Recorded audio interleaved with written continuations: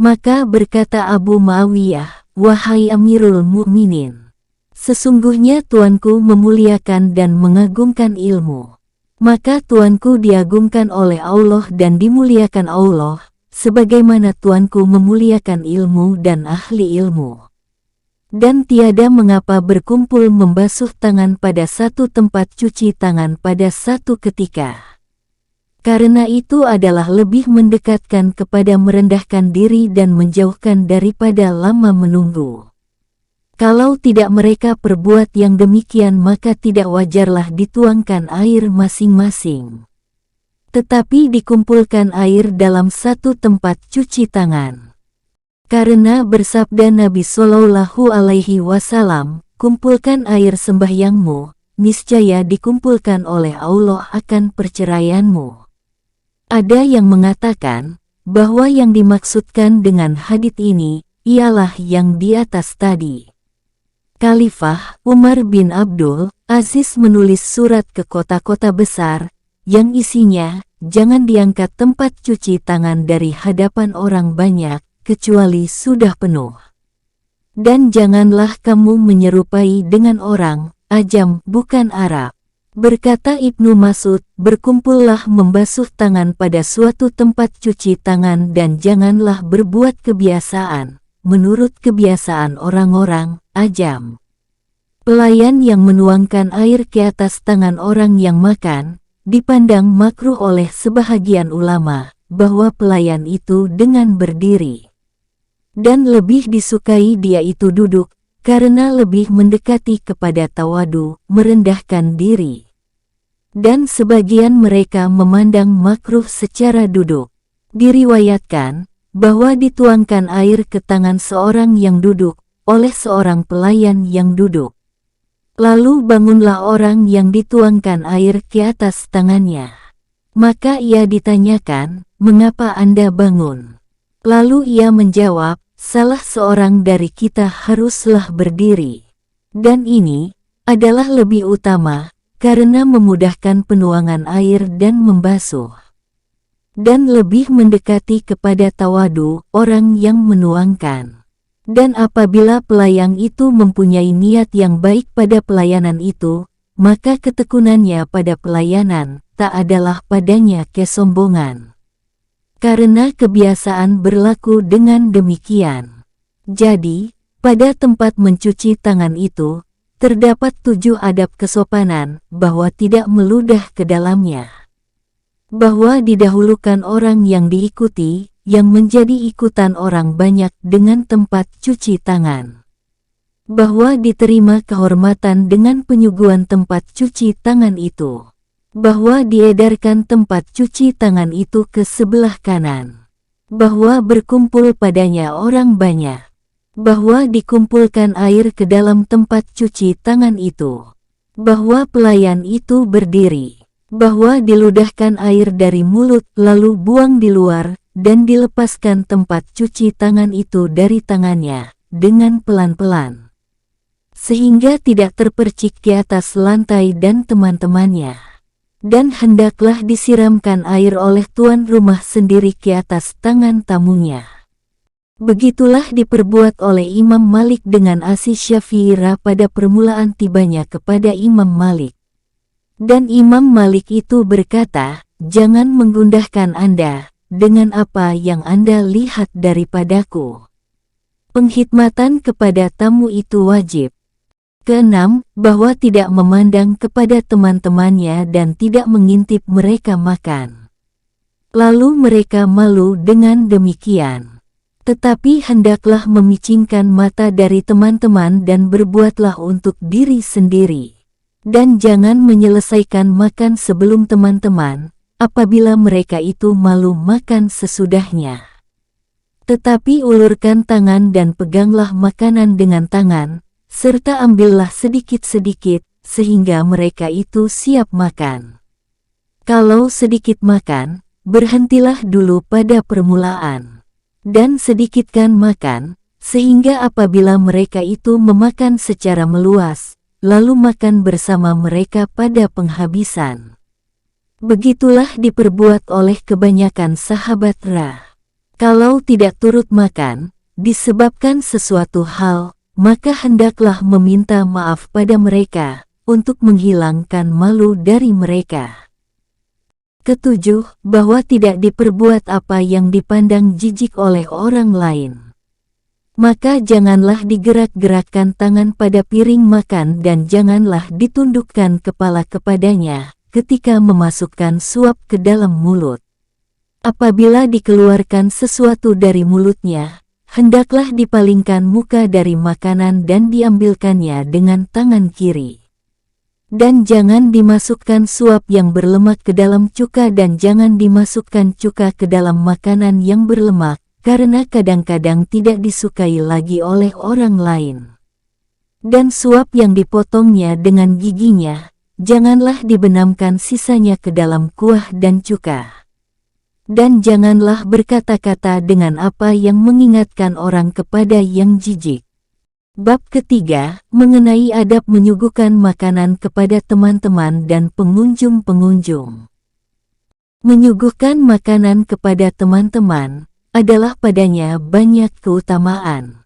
Berkata Ja'far bin Muhammad apabila kamu duduk bersama teman-teman pada suatu hidangan, maka lamakanlah duduk itu. Karena itu adalah saat yang tidak diperhitungkan kepadamu daripada umurmu. Berkata Al-Hasan tiap-tiap perbelanjaan yang dibelanjakan oleh seseorang kepada dirinya, kepada ibu bapaknya, lalu kepada orang-orang bawahannya, maka diperhitungkan itu kepadanya. Kecuali perbelanjaan oleh seseorang kepada teman-temannya tentang makanan. Maka Allah malu menanyakannya tentang itu. Inilah, serta apa yang tersebut dari hadis-hadis, mengenai memberikan makanan itu. Bersabda Nabi Shallallahu Alaihi Wasallam, senantiasalah para malaikat mendoa kepada seseorang dari kamu, selama hidangannya terletak di hadapannya, sehingga diangkatkan. Diriwayatkan dari setengah ulama Khurasan, bahwa ia menyuguhkan kepada teman-temannya makanan yang banyak, yang tidak sanggup mereka makan semuanya. Ulama itu mengatakan, sampai kepada kami dari Rasulullah Shallallahu Alaihi Wasallam bahwa beliau bersabda, bahwa teman-teman itu apabila mengangkat tangannya dari makanan, niscaya tidak diadakan hitungan amal, tidak dihisap orang yang memakan sisanya. Maka saya menyukai memperbanyakkan apa yang akan saya suguhkan kepada tuan-tuan, supaya dapat kami memakan sisanya itu. Pada suatu hadits tersebut, tidak diadakan hisap amal akan hamba Allah atau seseorang atas apa yang dimakannya bersama teman-temannya. Karena itulah sebagian mereka memakan banyak bersama orang ramai dan memakan sedikit apabila makan sendirian. Dan pada hadits tersebut, 3 perkara yang tiada dihisap diperhitungkan akan seorang hamba Allah padanya, yaitu, makanan yang dimakan waktu sahur, makanan yang dimakan ketika berbuka dan makanan yang dimakan bersama saudara-saudara teman-teman.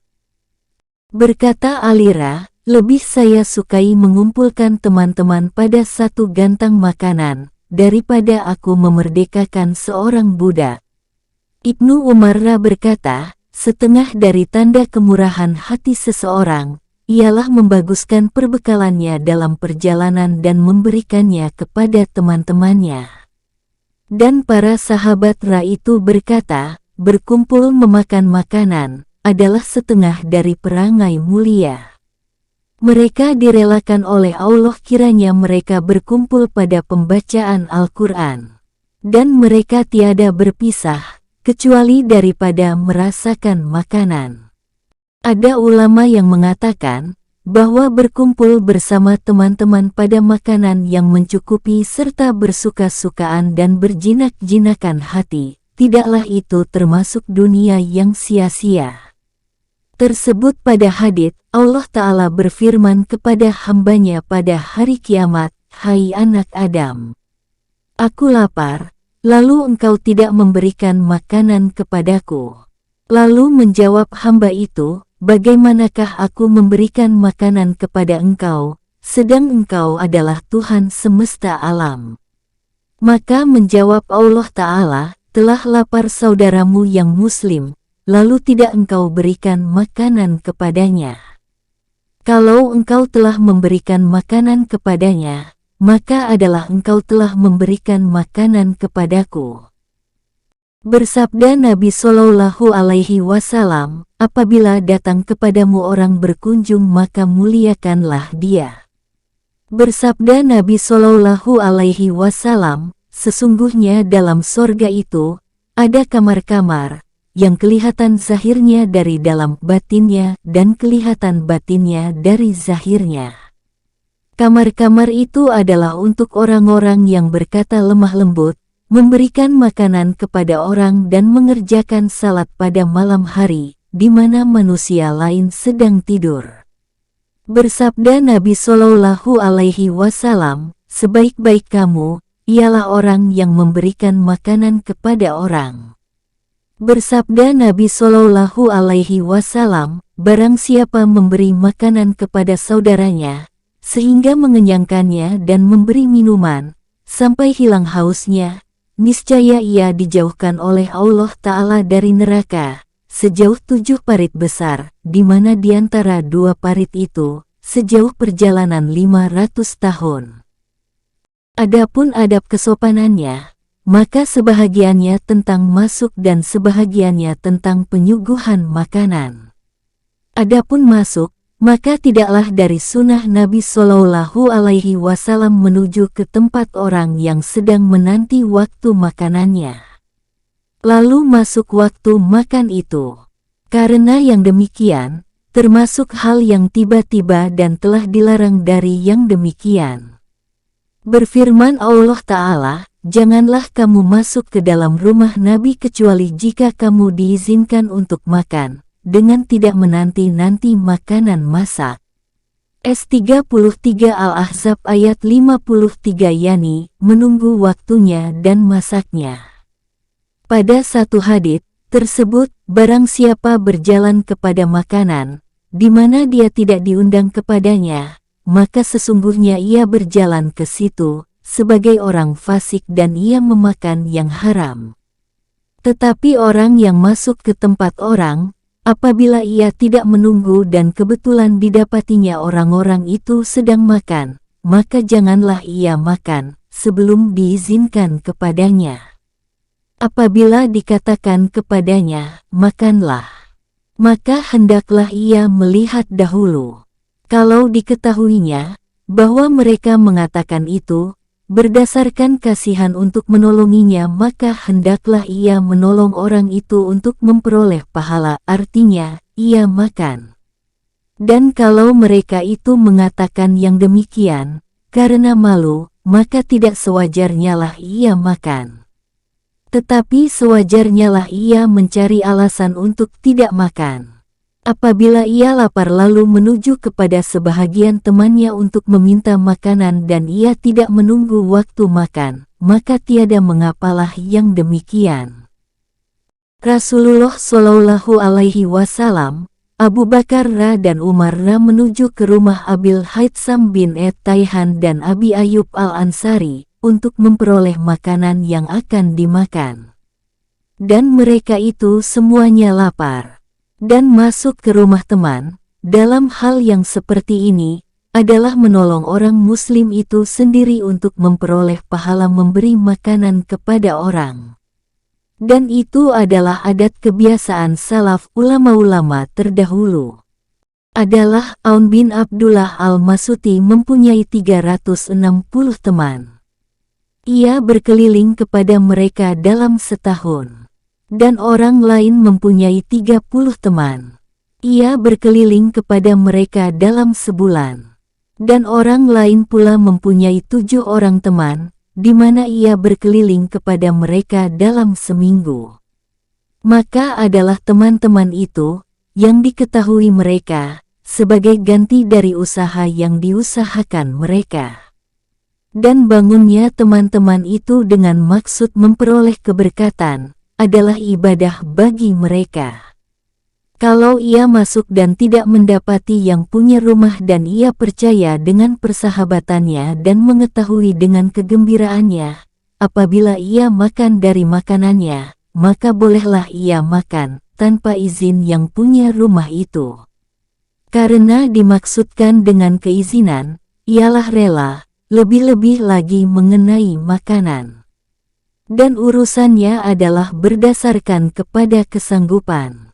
Maka banyaklah orang yang menegaskan dengan keizinannya serta bersumpah-sumpah, padahal ia tidak setuju. Maka dalam hal ini, memakan makanannya adalah makruh. Dan banyaklah orang yang tidak ada di rumahnya, yang tidak memberi izin, di mana memakan makanannya adalah amat disukainya. Berfirman Allah Ta'ala, atau rumah kawanmu. S24 An-Nur ayat 61. Rasulullah Shallallahu Alaihi Wasallam masuk ke rumah Burairah dan memakan makanannya, sedang Burairah itu tidak ada di rumah. Dan adalah makanan itu termasuk sedekah. Seraya Nabi Shallallahu Alaihi Wasallam bersabda, telah sampailah sedekah pada tempatnya. Dan adalah yang demikian, karena diketahui oleh Nabi Shallallahu Alaihi Wasallam akan kesenangan hati Burairah itu dengan demikian. Karena itulah diperbolehkan masuk ke rumah orang lain, tanpa izin. Karena dirasa cukup dengan mengetahui keizinannya. Kalau tidak diketahui keizinannya itu, maka tak boleh tidak daripada meminta keizinan lebih dahulu. Kemudian, baru boleh masuk. Dan adalah Muhammad bin Wasi dan sahabat-sahabatnya masuk ke rumah Al-Hasan, lalu memakan apa yang didapatinya tanpa izin. Al-Hasan masuk dan melihat yang demikian itu, maka amatlah menggembirakannya, seraya berkata, beginilah kita adanya. Diriwayatkan dari Al-Hasan bahwa dia sedang berdiri memakan buah-buahan kepunyaan seorang penjual buah-buahan di pasar, di mana diambilnya dari keranjang ini buah tin dan dari keranjang itu buah tamar kering. Lalu berkata Hisyam kepadanya, apakah yang tampak bagimu, hai Abu Said tentang wara, di mana engkau memakan harta orang, tanpa izinnya? Maka menjawab Al-Hasan, hai orang bodoh, bacalah kepadaku ayat makan, ayat Al-Quran yang menerangkan tentang makan. Lalu Hisyam membacanya, sampai kepada firman Allah Ta'ala, Au-Sadiqikum, artinya, atau kawanmu. S24 An-Nur ayat 61. Maka bertanya Hisyam, siapa kawan itu, wahai Abu Said? Menjawab Al-Hasan, yaitu orang yang senang kepadanya jiwa dan tenteram kepadanya hati. Suatu golongan pergi ke rumah Sufyan Ats-Tsuri, lalu mereka tiada mendapatinya di rumah. Maka mereka membuka pintu dan menempati tempat hidangan, serta terus memakannya. Kemudian masuk Ats-Tsuri seraya berkata, kamu memperingatkan aku akan budi pekerti orang-orang terdahulu, orang-orang salaf. Begitulah mereka itu adanya. Suatu kaum mengunjungi sebahagian tabi'in, yang tak ada padanya, apa yang akan disuguhkan kepada kaum itu. Lalu tabi'in tadi pergi ke rumah sebahagian temannya, tetapi tiada diperolehnya teman itu di rumah. Lalu terus ia masuk, seraya dilihatnya ke periuk yang telah dipakai untuk pemasakan, kepada roti yang telah dibuat dan kepada yang lain-lain. Semuanya lalu dibawanya, kemudian disuguhkannya kepada teman-temannya, seraya berkata, makanlah. Kemudian, datang yang punya rumah, lalu melihat tidak ada apa-apa lagi. Maka diterangkan kepadanya oleh orang yang melihat peristiwa itu, telah diambil oleh si Anu. Lalu menjawab yang punya, sesungguhnya ia telah berbuat yang baik. Sewaktu bertemu yang punya makanan itu dengan yang mengambil, lalu mengatakan, wahai temanku, kalau saudara-saudara itu kembali lagi, maka kembali pulalah engkau mengambil makanan itu untuk mereka. Inilah adab kesopanan masuk. Adapun adab kesopanan penyuguhan makanan, ialah 4. Pertama-tama, meninggalkan pemaksaan diri takaluf dan menyuguhkan apa yang ada saja. Kalau belum tersedia apa-apa dan tidak mempunyainya, maka janganlah berhutang untuk itu. Karena akan menyusahkan kepada dirinya. Kalau ada tersedia, tetapi ia sendiri memerlukannya untuk makanannya sendiri dan tidak memungkinkan untuk disuguhkan, maka seyogyalah tidak disuguhkan. Datang sebahagian mereka kepada seorang zuhud yang sedang makan, maka berkata orang zuhud itu, "Kalau bukanlah makanan ini aku peroleh dengan hutang, niscaya akan aku berikan sebahagian daripadanya kepadamu." Berkata sebahagian salaf, mengenai penafsiran takaluf, yaitu, engkau berikan makanan kepada temanmu, apa yang tidak engkau makan sendiri.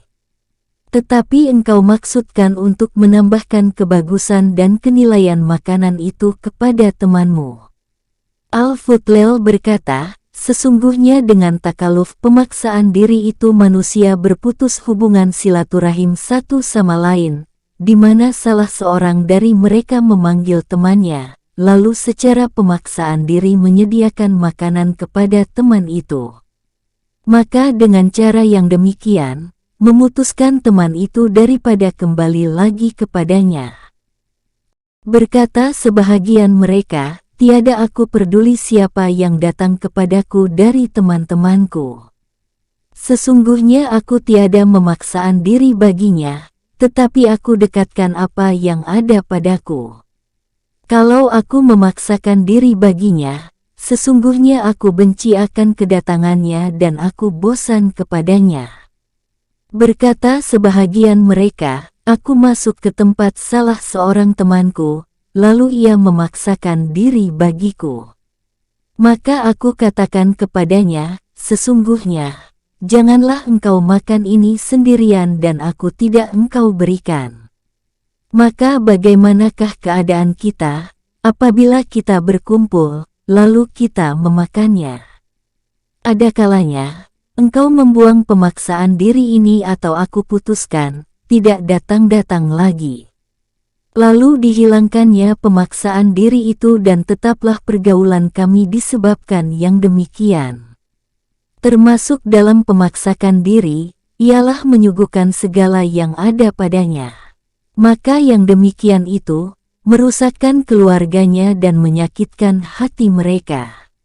Diriwayatkan, bahwa seorang laki-laki mengundang Alira, maka Alira menjawab, aku akan memperkenankan undanganmu dengan 3 syarat, tidak engkau masukkan sesuatu dari pasar, tidak engkau simpan apa yang di dalam rumah dan tidak engkau merusakkan keluargamu. Adalah sebahagian mereka menyuguhkan semua yang ada dalam rumahnya. Tidak ditinggalkannya suatu pun, melainkan dihidangkannya. Sebahagian mereka berkata, kami masuk ke rumah Jabir bin Abdullah Ra. Lalu beliau menyuguhkan kepada kami roti dan cuka, seraya berkata, jikalau bukanlah kita dilarang dari pemaksakan diri, niscaya aku memaksakan diri untukmu. Berkata sebahagian mereka, apabila engkau dimaksud untuk dikunjungi, maka suguhkanlah apa yang ada. Dan kalau engkau diminta untuk berkunjung, maka janganlah engkau tinggalkan dan biarkan untuk tidak dipenuhi. Berkata Salman, kami disuruh oleh Rasulullah Shallallahu Alaihi Wasallam tidak memaksakan diri untuk tamu, akan apa yang tidak ada pada kami. Dan bahwa kami suguhkan kepada tamu, apa yang ada pada kami. Dan pada sabda Nabi Yunus bahwa dia dikunjungi oleh teman-temannya, lalu disuguhkannya kepada mereka tulang yang berdaging dan dipotong-potongnya sayuran yang ditanaminya sendiri. Kemudian ia mengatakan kepada mereka, makanlah. Jikalau Allah tidak mengutuk orang-orang yang memaksakan diri, niscaya aku akan memaksakan diri untukmu. Dari Anas bin Malik dan para sahabat lainnya, sesungguhnya mereka itu menyuguhkan apa yang ada, dari tulang-tulang yang berdaging kering dan buah tamar yang buruk, seraya mereka mengatakan, kami tidak mengetahui, manakah yang lebih besar dosanya, antara orang yang melecehkan apa yang disuguhkan kepadanya atau orang yang melecehkan akan apa yang ada padanya untuk disuguhkannya. Adab kedua, yaitu, bagi pengunjung bahwa tidak menyarankan dan tidak bertegas menentukan sesuatu yang tertentu. Karena kadang-kadang sulit bagi yang dikunjungi mengadakannya. Kalau disuruh pilih oleh temannya tuan rumah di antara dua macam makanan, maka hendaklah dipilih yang paling mudah di antara kedua makanan itu kepada tuan rumah. Begitulah sunnah Nabi Shallallahu Alaihi Wasallam pada suatu hadits tersebut, bahwa Nabi Shallallahu Alaihi Wasallam manakala beliau disuruh pilih di antara dua barang, maka dipilihnya yang paling mudah memperolehnya. Diriwayatkan oleh Al-Amasi dari Abi Wail, bahwa Abi Wail berkata, aku pergi bersama temanku mengunjungi Salman, maka disuguhkannya kepada kami roti syair, roti terbuat dari tepung syair dan garam bertumbuk kasar. Lalu berkata temanku, kalau ada dalam garam ini satar, semacam tumbuh-tumbuhan yang wangi baunya, niscaya adalah lebih baik.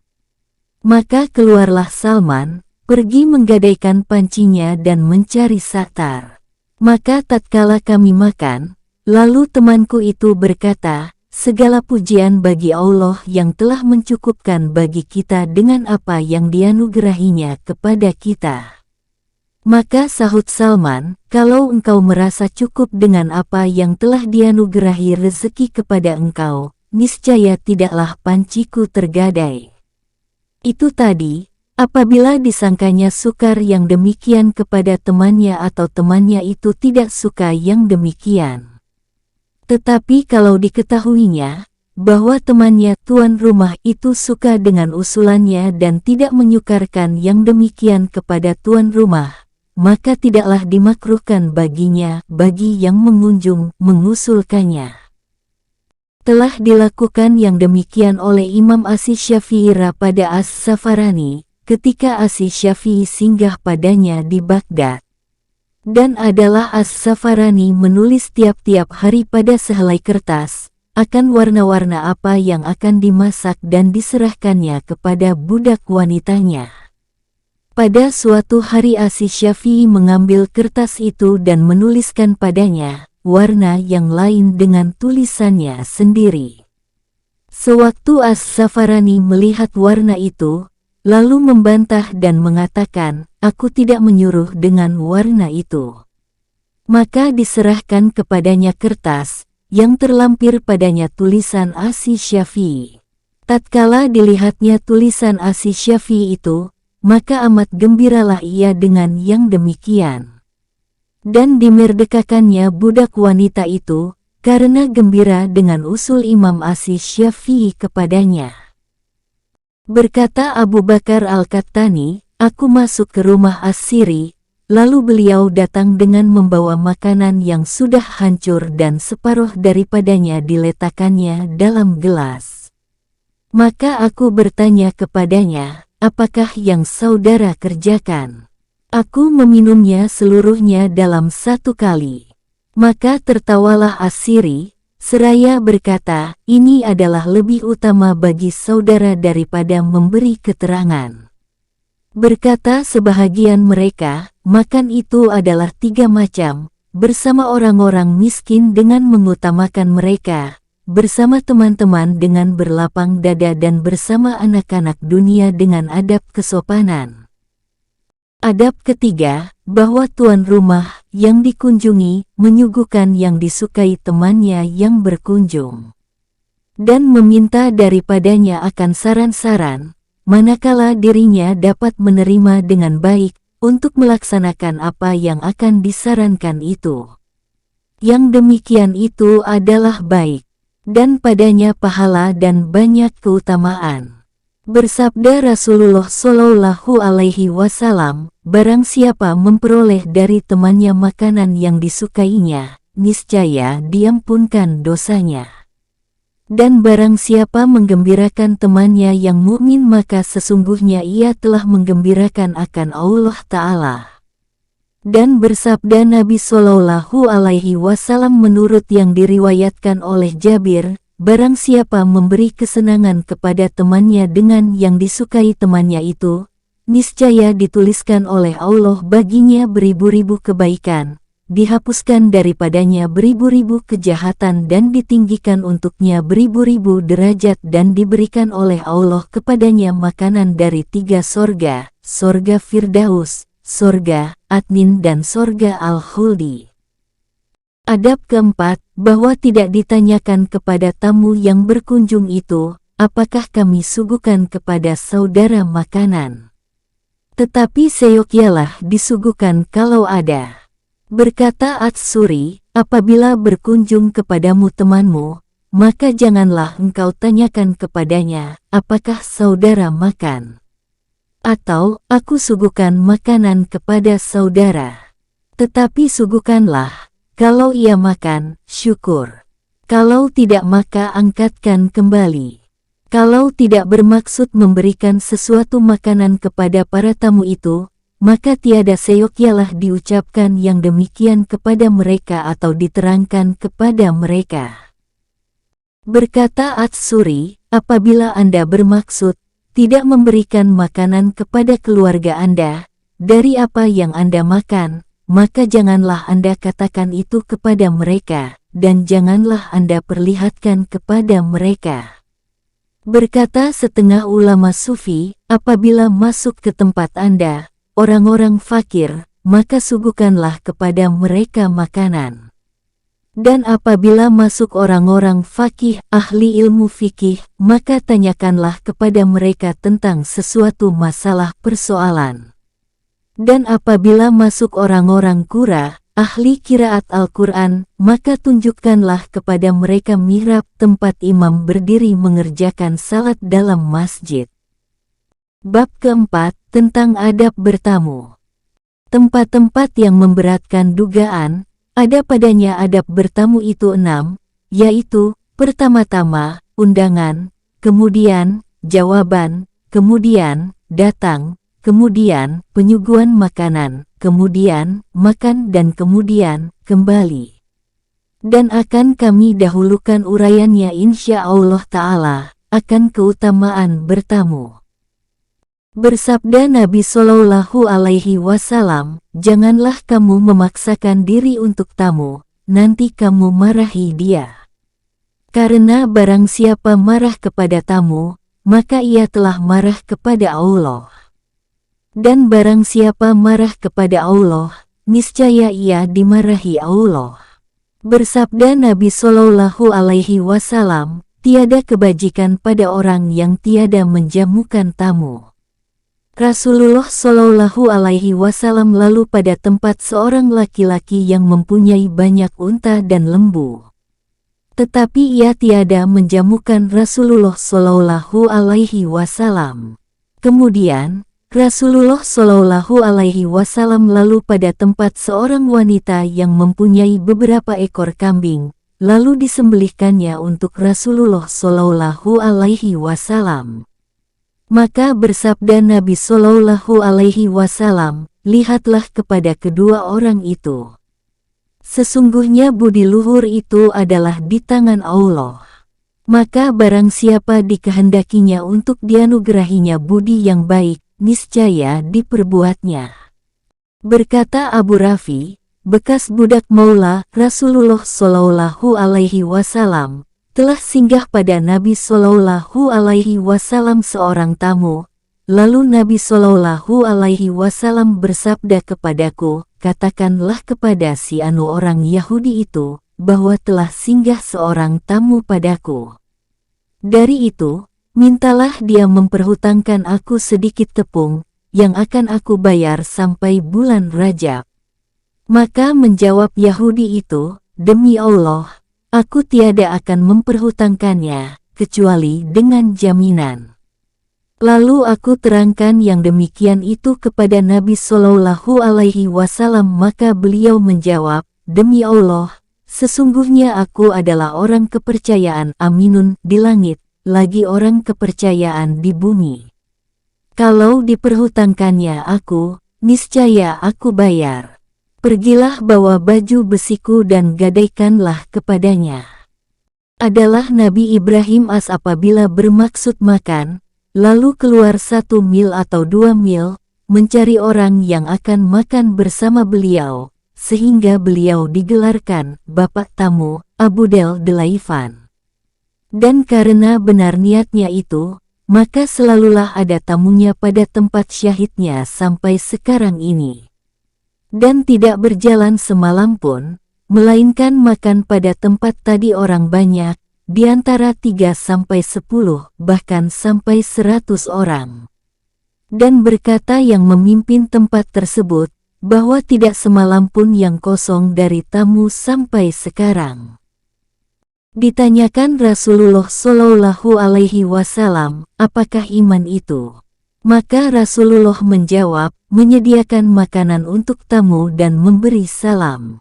Dan bersabda Nabi Shallallahu Alaihi Wasallam, untuk kafarat dan memperoleh derajat, adalah dengan memberi makanan kepada tamu dan mengerjakan salat di malam hari, sedang manusia lain sedang tidur nyenyak. Ditanyakan Nabi Shallallahu Alaihi Wasallam tentang haji mabrur, maka Nabi Shallallahu Alaihi Wasallam menjawab, memberikan makanan dan berkata yang baik. Berkata Anas, tiap-tiap rumah yang tidak dimasuki tamu, niscaya tidak dimasuki malaikat. Hadis-hadis yang mengemukakan tentang kelebihan menerima tamu dan memberi makanan kepada tamu itu, adalah tidak terhingga jumlahnya. Dari itu, hendaklah kami sebutkan akan adab kesopanannya. Adapun undangan, maka seyogyalah bagi pengundang menunjukkan dengan undangannya orang-orang takwa, tidak orang-orang fasik. Bersabda Nabi Shallallahu Alaihi Wasallam, dimakan kiranya makananmu oleh orang-orang baik. Dalam doanya bagi sebahagian orang, di mana Nabi Shallallahu Alaihi Wasallam berdoa untuknya.